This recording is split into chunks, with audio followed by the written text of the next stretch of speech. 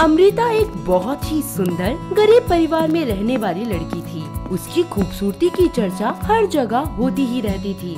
उनके परिवार में उसकी माँ किरण और पिता किशोर रहते थे। उनके परिवार के आर्थिक हालात बहुत खराब थे और साथ ही उन्हें अपनी बेटी की शादी की चिंता भी सताती रहती थी। सुंदरता की वजह से उसका रिश्ता हो तो जाता था, पर दहेज न दे पाने की वजह से रिश्ता टूट भी जाता था। ऐसे ही एक दिन, ए भगवान, एक तो ये गरीबी, ऊपर से जवान बेटी, अब और सहा नहीं जाता। ए भगवान, तू उठा ले। अरे अरे, पागल तो नहीं हो तुम? क्या बोल रही हो? अमृता ने सुन लिया तो? हे भगवान, मैं तो बस यही चाहती हूँ कि अपने जीते जी अपनी बेटी की शादी होते देख लूं। हाँ, तुम बस आराम करो, सब ठीक हो जाएगा। ऐसे ही कुछ दिन बीत जाते हैं और एक दिन अमृता के लिए अविनाश नाम के लड़के का रिश्ता आता है। वो बहुत ही अमीर घर से होता है, पर स्वभाव से बहुत शक्की और साइको किस्म का होता है। उसके घर में उसकी माँ मानसी होती है। वो अमृता के घर रिश्ता लेके जाते हैं और सब मिलकर बात करते हैं। नमस्ते बहन जी। जी नमस्ते नमस्ते। कोई तकलीफ तो नहीं हुई आपको आने में? अरे बिल्कुल भी नहीं, आप तो बस अमृता बिटिया को बुला दो, बहुत तारीफ सुनी है उसकी। वो मानसी जी, वो मैं आपसे कुछ कहना चाहता था। हाँ जी भाई साहब, कहिए क्या बात है? बहन जी, मैं दहेज नहीं दे पाऊंगा। हमारे लिए हमारी बेटी ही है जो कुछ है, उसके सिवा कुछ नहीं है हम गरीबों के पास। तभी अमृता वहाँ नाश्ता लेके आ जाती है। उसकी खूबसूरती अविनाश को मोहित कर देती है और वो उसे देखता ही रहता है। इसी बीच उसकी माँ कहती है, हाय, ये तो सचमुच में हीरा है, हीरा। किशोर जी, इसके आगे तो किसी चीज का कोई मोल नहीं है। अविनाश बेटा, कहाँ खो गए तुम? लड़की पसंद है ना? कहीं नहीं माँ, मुझे अमृता बहुत पसंद है। ऐसे ही कुछ दिन बाद अविनाश और अमृता की शादी हो जाती है। सब बहुत अच्छे से चल रहा होता है। दूसरी तरफ अविनाश का स्वभाव दिन पर दिन बदलता ही रहता है। वो अमृता को सबसे दूर छुपा कर रखता था। वो उसे ना कहीं आने देता ना जाने देता, उसे हमेशा घर में ही बंद रखता। ऐसे ही एक दिन, सुनिए जी, वो क्या है ना, हमारी पड़ोसन है ना मीना जी, कल उनके यहाँ कीर्तन है। अगर आप कहें तो मैं वहाँ चली जाऊँ। है? क्या करोगे तुम वहाँ जाकर?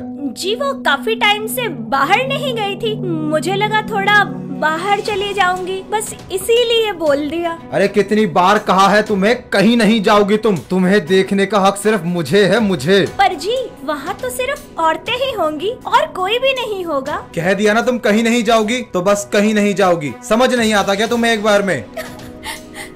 नहीं, आप गुस्सा मत कीजिए, मैं कहीं नहीं जाऊंगी। अरे अमृता, तो कितनी बार कहा है मैंने तुम्हें कि गुस्सा मत दिलाया करो, खुश रखा करो बस मुझे, आखिर पति हूँ मैं तुम्हारा। दिन बीतते जाते हैं। अविनाश का पागलपन और भयंकर होता जा रहा था। वो एक एक मिनट अमृता के साथ रहता था। वो सारा दिन डरी सहमी घर के अंदर काम करती रहती। ऐसे ही अमृता छत पे कपड़े सुखाने चली जाती है। तभी उनके पड़ोसी का बेटा दीपक, जो कि अविनाश का दोस्त भी था, उसे देख लेता है और कहता है, अरे भाभी, कैसी हैं आप? बिल्कुल ही ईद का चांद हो गई हैं आप तो, कभी नजर ही नहीं आती। वो मैं नहीं, कुछ नहीं, मुझे बस जल्दी से नीचे जाना है। पर भाभी सुनिए तो, अरे एक मिनट भाभी रुको, कहाँ भागे जा रही हो? नहीं, मुझे ना बहुत काम है, इन्होंने देख लिया ना तो बहुत गुस्सा करेंगे। अरे तो थोड़ा सा ख्याल अपने देवर का भी रख लो भाभी, कहाँ भागी जा रही हो? 2 मिनट बात ही कर लो।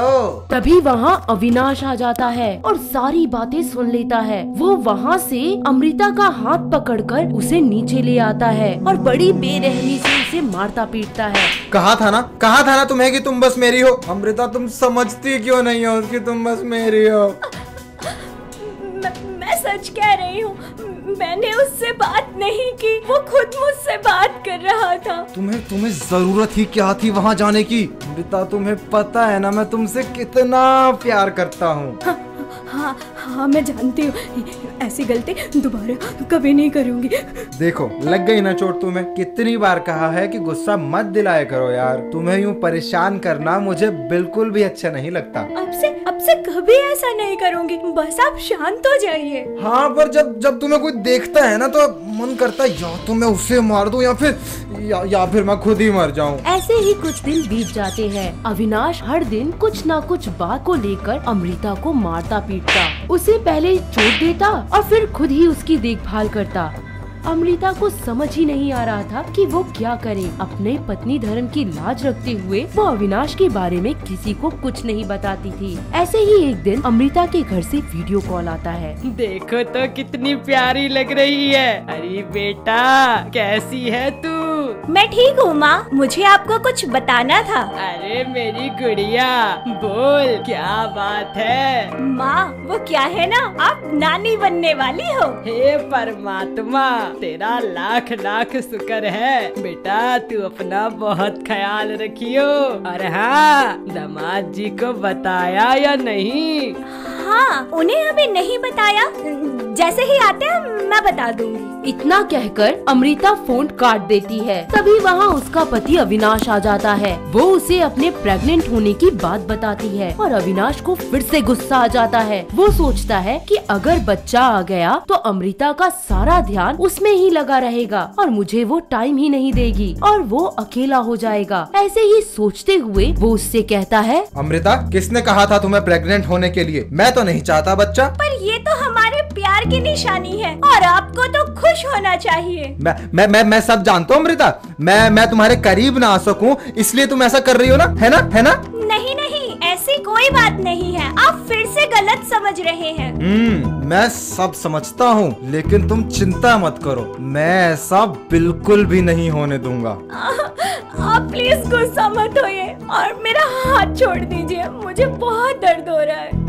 हाथ छोड़ दूं तुम्हारा? अभी के अभी इस खेल को खत्म करता हूँ। माँ बनना चाहती हो ना तुम? दूर करोगी मुझे खुद से। अविनाश अमृता को बहुत मारता है और अपने पैरों से उसके पेट पर वार करता है, जिसकी वजह से उसका मिसकैरेज हो जाता है। एक दिन अविनाश ऑफिस से घर आ रहा था। रास्ते में उसकी मुलाकात अपने दोस्त दीपक से हो जाती है। दीपक अमृता की बहुत तारीफ करता है, जिसे सुन के उसे गुस्सा आ जाता है। अविनाश घर आता है और अपने रिवॉल्वर निकालकर जोर से चिल्लाता है, अमृता कहाँ हो तुम? इधर आओ अभी के अभी। जी क्या बात हो गई और आप इतना गुस्से में क्यों है? और ये रिवॉल्वर क्यों पकड़ा है आपने? क्या चल रहा है सारा दिन तुम्हारा और दीपक का? मेरे पीठ पीछे गुच्छर्रे उड़ा रही हो। ये सब आप क्या कह रहे हैं? मैं तो कहीं बाहर भी नहीं जाती, मैं कैसे मिलूंगी उससे? अच्छा तो मतलब वो यहाँ आता था मेरे घर में? आज मैं यह सारा माजरा ही खत्म कर देता हूँ। अमृता अब मरोगी तुम। आप ये सब क्या कर रहे हैं? मेरी बात सुनिए, ये रिवॉल्वर मुझे दीजिए। नहीं, तुम्हें तो अब मरना ही होगा। तुम एक नंबर की घटिया औरत हो, धोखेबाज हो, तुमने धोखा किया है मेरे साथ। लेकिन मैं तुम्हें नहीं, मैं खुद को ही मार देता हूँ। हाँ ये सही रहेगा। मैं खुद को ही मार देता हूँ आज। अमृता अपने पति के हाथों से रिवॉल्वर छुड़वाने की कोशिश करती है। अविनाश धक्का देकर उसे नीचे गिरा देता है और खुद को गोली मार देता है, जिसमें उसकी मौत हो जाती है। पुलिस की कार्रवाई में पता चलता है कि वो एक मानसिक रोगी था और इस तरह अमृता को उस घुटन भरी जिंदगी से आजादी मिल जाती है और वो अब खुलकर अपनी जिंदगी जीने लगती है। अगर आपको ये वीडियो पसंद आया हो तो इसे लाइक कीजिए, चैनल सब्सक्राइब कीजिए और कमेंट करके बताइए कि भविष्य में आप कौन सी कहानी देखना पसंद करेंगे।